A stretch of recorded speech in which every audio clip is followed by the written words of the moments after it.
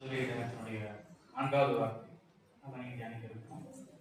இயேசு கிறிஸ்து சிலுவையில் அறையப்பட்ட நேரத்துல அந்த 4வது வார்த்தை, ஒரு மனுஷன் சாகும் நிலைகளை பேசும்போது அந்த மனுஷன் என்ன பேசணும், என்ன சொல்ல வர்றாரு, நம்ம காது கொடுத்து கவனிப்போம் இல்லைங்களா?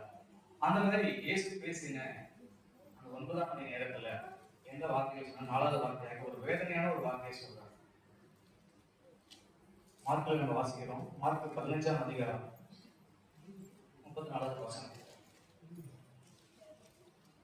9ஆம் மணி நேரத்திலே இயேசு எலோயி எலோயி லாமா சபக்தானி என்று மிகுந்த சத்தமிட்டு கூப்பிட்டார்.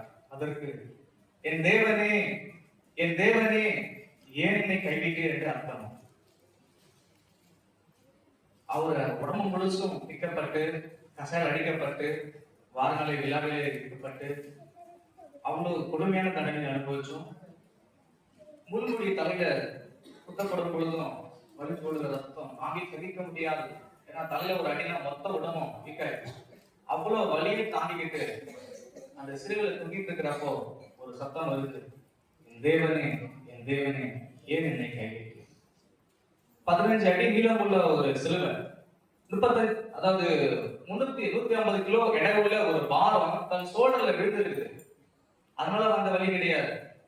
தன் கைகள் காலில் அடிக்கப்பட்ட ஆணினுடைய வலி கிடையாது.